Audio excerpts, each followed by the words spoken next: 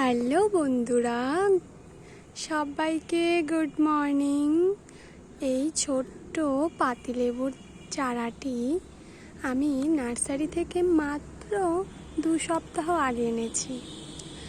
আর দেখো, যখন এনেছিলাম তখন এই পুচকু পাতিলেবুগুলোও ছিল গাছে, কিন্তু একটা জিনিস ছিল না, সেটা তোমাদেরকে এক্ষুনি দেখাচ্ছি। যেটা ছিল না সেটা হচ্ছে এই যে দেখো, কত সুন্দর লেবু গাছে ফুল এসেছে, পাতা হয়েছে। শুধু একটা না, অনেক হয়েছে। আর এটা হয়েছে শুধুমাত্র আমার ভালোবাসা আর পরিচর্যায়। দেখো, মাত্র 2 সপ্তাহে গাছে কি সুন্দর ফুল হয়ে এসেছে। এই বাচ্চা চারাটি কত না খাবারের জন্য কষ্ট করেছে।